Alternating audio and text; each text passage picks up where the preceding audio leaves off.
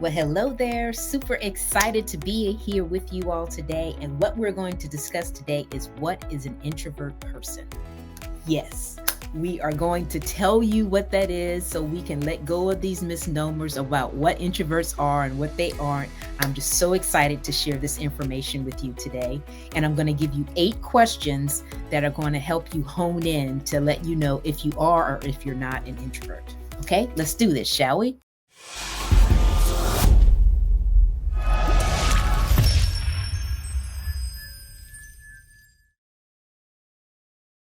All right, so first thing that I want to ask you or really focus on is how do you re-energize? How do you generate energy? And when I say generate energy, as introverts, because I am a fellow introvert, we recharge our social battery by being alone, by being in solitude of some type.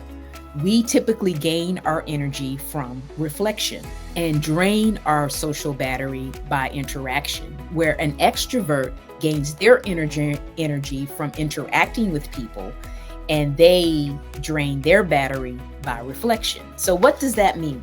That means that typically an introvert is going to participate in activities that would allow them to be by themselves to be able to recharge. For example, if I have had back-to-back meetings, which is typically something that I don't normally do because I know I need time in between just to kind of recharge, I typically go for a walk around my neighborhood. It's something about that movement and just really being by myself and in nature. It helps me to recharge my battery. So when I come back in the house, I feel like I've been rested. I feel like I'm more energetic. I feel like I'm more creative because I've taken that time to really spend alone by myself. So that is a way that I definitely recharge. Next thing I'm going to ask you is, how do you like to communicate? What is your communication preference? Typically, introverts like to communicate via writing. And why, you might ask, is because we're able to share all of our thoughts without interruption when we write. So that could be a blog post that we are writing. It could be email or a newsletter. It could be a DM that we're connecting with someone on social media. It could also be a text. But that is our happy place because it allows us to have all of the time, gives us all of the space to say what we need to say to whoever we need to say it to. So if you like to write, that could possibly be something that could be an indicator that you are an introvert. Not necessarily always, but it could be a key indicator. So that's something to think about. Next thing that I wanted to share with you is response. Your response time. Typically, when you're asking an introvert a question, the introvert wants to have time to marinate on it, to think about it. So when you're thinking about being in meetings with introverts, if you want introverts to really be able to participate in the meeting, you would want to give them the question before the meeting. Because typically what happens when you're in a meeting or in kind of a brainstorming type of session, you are asking questions and the extroverts are the ones that are going to shoot from the hip and just give you the first thing that they think of. Where an introvert, you may be thinking that they're sitting in the meeting and they're not communicating because they're thinking about what you just asked them.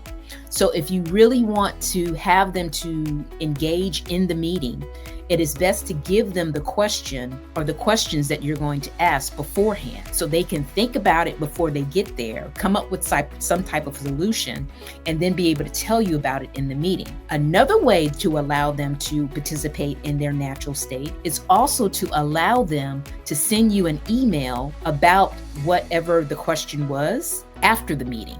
So then this again gives them time to kind of think about it. Then they're able to write their thoughts out in their natural mode of communication without being interrupted, where you can get the full vision and picture of what they were trying to say or thinking about. Another thing that I wanted to tell you about in this is oftentimes when we're in these meetings, we have this thinking face. I'm just gonna call it the thinking face. And people may think that we're checking out or we're being disengaged, but we're actually thinking about what you asked us. So you want to make sure that you give us that time to think it through so we can really be able to share our thoughts with you and let you truly know what we're thinking through. But you got to give us that time to think it through. So we talked about energy, we talked about how we like to communicate, we talked about our response level. Our next thing is our demeanor. And typically when we are interacting, we are quiet. And the reason that we're quiet because we got all of this stuff going on inside of our head. It is massively loud in our head. And because we're so we view the world from the inside out, we are so engaged on what's going in our head that we're not really paying attention to what's going on outside of us. So as a result of that, it is imperative that you're open to knowing that that's what we're doing, and that you ask us what we're thinking about, because that's really what we're doing. We're thinking about whatever creative idea. I do this all the time. I'm sitting there and I could be working out at the gym and I get this creative idea, and I've gotten to the point now that I have to have a notebook of some sort with me at all times, because I just come up with these crazy things when I'm not like really working. It's like I could be at my son's game, or I could be, like I said, working out at the gym, or I could be just walking down the street and something just hits me and it's just like, oh, that is so good. And I have to have that time to be able to write it down, because that's what's going on in my head. I got all of these ideas, and it's not that I'm being anti. It's just like I'm living in my life from the inside out. And as a result of that, because I got all of this stuff going on in my head, I haven't necessarily shared that with you. And because of that, you may think that I'm being anti, but I'm not really being anti. I'm just loving what's inside of the ideas and the concepts, or whatever I'm creating is inside my head that I'm just paying attention to. So I wanted to make sure that I shared that with you too. So our demeanor is quiet, but if you ask us that would be a great way to connect with us. It's just to ask us what we're thinking about, or how would we best express ourselves, just to let us to really find out what's going on with us. We're not antisociable, we're not depressed, we're not aloof. It's just we're just into our head, and that's really what it is. The next thing I wanted to talk to you about is our connection preference. Now, typically, introverts love to hang out on a one-on-one basis. So if we have an opportunity to connect with somebody one-on-one, we're going to be all into it. And we love to talk about different ideas and concepts, especially things that we're really passionate about. We're just like, oh, that's just like the perfect conversation for us. But we do not like the small talk. We do not want to be sitting around talking about the weather or who won the game last night. That is not us.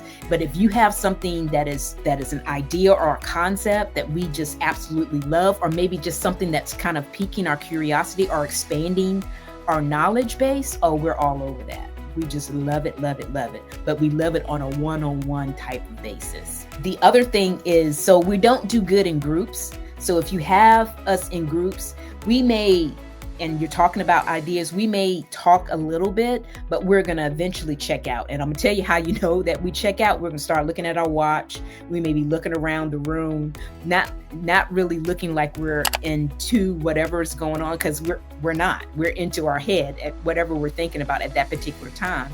And it's nothing against you. It's just whatever is going on in our head is more interesting to us than that particular conversation.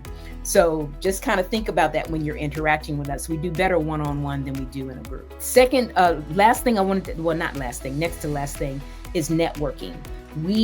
When we network, and this is one of the reasons why I created my meetup called Network Like an Introvert.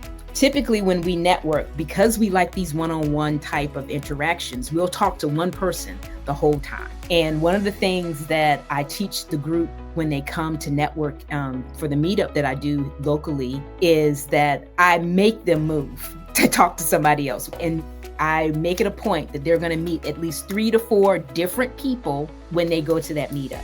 And the reason that I do that is because I know that if they talk to somebody that's really talking about something that they're really engaged with, they're going to stay with that person and not move. So I make it a point to have them to move around. So if you're interested in wanting to know more about that, I can put that information in the link, but it's called Network Like an Introvert. And then just some quick statistics so you'll know. Introverts are not in the minority. And I know oftentimes people think that, especially since the United States is a very extroverted type of country. Introverts are 50% of the population. Yes, that is right, 50%. So if you go to a wedding, or if you're going to a party, or even a football game, there is 50% of those people that are there are introverts. And how can you typically spot us out? Like I was telling you, we are typically to ourselves. We're not really in a big group of people. We're maybe with our significant other or somebody really close to us. We really value genuine connections, and we love having those key associations where people that really get us. We love to hang out with those people, but just know that we are not the minority. We are 50% of the population. So just if you don't remember anything I told you today, I want you to remember that fact that we're 50% of the actual population and it's not just the United States, it's the world, 50%. So I'm hoping that you found value in what I shared with you today. For those of you that are business owners, I would love for you to come to my webinar that teaches you how to build authentic relationships in business, specifically for introverts. So if you are an introvert and you're looking for ways to be your authentic self in your business, definitely come to the workshop. That information will be down in the link. I look forward to seeing you next time. Share this with your friends, because like I've already said, 50% of your friends are probably introverts anyway, and they would definitely find this video value-packed and learn something from it. So share it with 3 people. And as always, I'll see you next time, and bye for now.